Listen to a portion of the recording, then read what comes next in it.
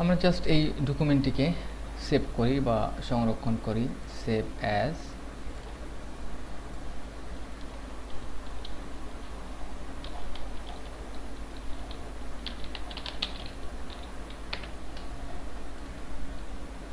এবার আসুন নতুন একটি ডকুমেন্ট ক্রিয়েট করে ফাইল, এখান থেকে নিউ এবং ওকে প্রেস করুন। এখানে একটি বক্স তৈরি করলাম। বক্সের কালার জাস্ট এখান থেকে আপনি গ্রে টাইপের কালার সিলেক্ট করতে পারেন এবং এখান থেকে আমাদের স্টক কালার নান করে দিই। নেক্সট আসুন আরেকটি সার্কেল তৈরি করে ইলাস্ট্রেটরের মাধ্যমে। এইবার আসুন প্রথমে আমরা দেখি এখানে ম্যাশ টুল। ম্যাশ টুলের কাজ হচ্ছে খুবই সিম্পল, আবার খুবই অ্যাডভান্স। ম্যাশ টুলে যখন আপনি এভাবে ক্লিক করবেন তখন একটি পয়েন্ট ক্রিয়েট হবে। এই পয়েন্টে আপনি যে কোনো একটি কালার এখান থেকে সিলেক্ট করতে পারেন। মনে রাখবেন, অল্টারনেটিভ কালার আপনি যদি দিতে চান অবশ্যই আপনি পাশে আবার ক্লিক করলে সেম কালার, তবে আপনি এটিকে ডার্ক অথবা লাইট ভ্যালু এখান থেকে সিলেক্ট করে দিতে পারেন। আবার এখানে ক্লিক করার পর ঠিক একই রকম আপনি একটি ডার্ক অথবা লাইট ভ্যালু এখান থেকে সিলেক্ট করে দিতে পারেন। অনেকেই হয়তো ক্রেজি মডিফাই করে থাকে, যেমন আন্ডু করুন।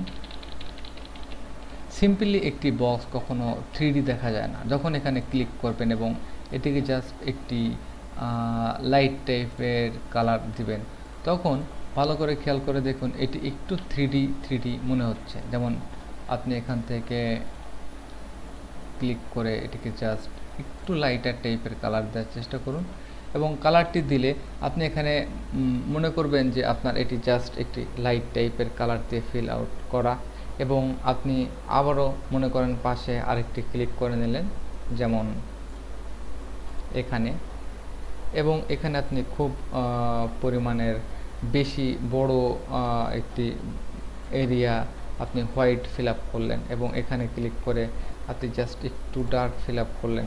এইভাবে আপনি আপনার শেপকে বিশেষ করে বিভিন্ন এরিয়ায় আপনি এই কালারটিকে ড্র্যাগ করে সরাতে পারবেন। তবে সরানোর ক্ষেত্রে অবশ্যই আপনার আবারও এই টুলটি সিলেক্ট করতে হবে, পয়েন্টটিকে আপনি সরিয়ে নিতে পারেন। তো এখানে আপনি আপনার পয়েন্টকে জাস্ট সিলেক্ট করার পর একটি বিশেষ করে কার্ভ পয়েন্ট তৈরি হবে, এটি বেজি হ্যান্ডেল পাবেন। আপনি মডিফাই করে আপনার কালারকে এক স্থান থেকে অন্য স্থানে নতুন কালার আপনি এখানে ইনসার্ট করতে পারবেন।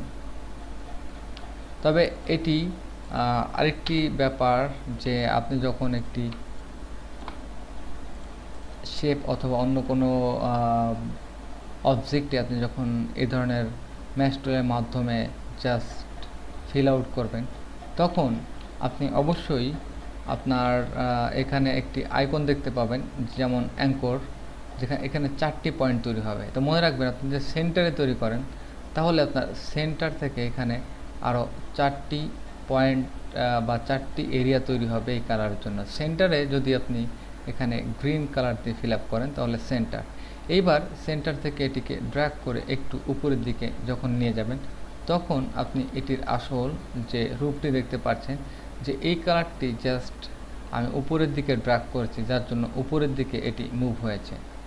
এবং উপরের দিকে মুভ হওয়ার কারণ হচ্ছে যে আপনার এই নির্দিষ্ট যে অ্যাঙ্কর পয়েন্টটি রয়েছে এই কালারটিকে জাস্ট এটিকে সরিয়ে নিয়ে উপরের দিকে মুভ করে নিয়েছে।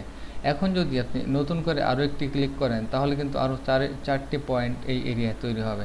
সুতরাং আপনি যত এইভাবে ক্লিক করবেন সেই এরিয়ায় কিন্তু এরকম 4টি পয়েন্ট তৈরি হবে এবং 4টি করে এরকম শুধু বাড়তেই থাকবে।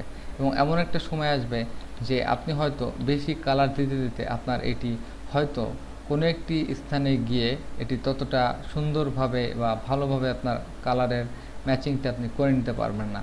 এই জন্য আপনি যে কোনো একটি পয়েন্ট সিলেক্ট করে এভাবে ডিলিট করে দিতে পারেন, অথবা আপনি এখান থেকে জাস্ট ক্লিক করে ডিলিট করলে দেখবেন আস্তে আস্তে করে সবগুলো পয়েন্টই ডিলিট হয়ে যাবে। আপনি জাস্ট প্লাস এবং অল্টার চেপে মাইনাস করতে পারেন। আসুন আমরা এটিকে দেখি কিভাবে প্লাস এবং মাইনাস করা যায়।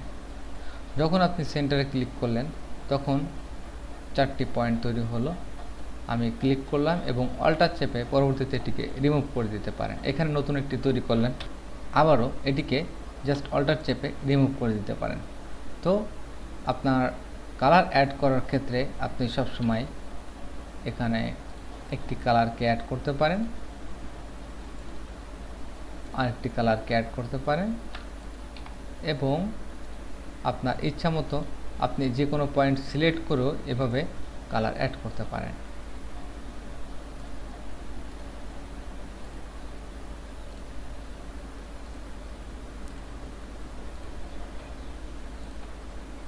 যে কোনো সময় আপনি এই পয়েন্টগুলোকে ধরে এভাবে মুভ করিয়ে আপনি আপনার কালারকে এক স্থান হতে অন্য স্থানে মুভ করাতে পারেন। সাধারণ অবস্থায় আমরা যখন কাজ করে থাকি 1 থেকে 2টি কালারের মধ্যে এ ধরনের গ্রেডিয়েন্ট ম্যাচ তৈরি করা উচিত। যেমন এখানে অনেকগুলো পয়েন্ট আপনি তৈরি করে নিলেন সেম কালারের সমন্বয়ে। আপনি আগে পরিবর্তন না করে এই কালারটির আপ এবং ডাউন একটি এরিয়া রাখলেন। যেমন আপনি এই এরিয়াটি জাস্ট আপ কালার দিয়ে ভরাট করলেন এবং এই এরিয়াটি হাই কালার দিয়ে ভরাট করলেন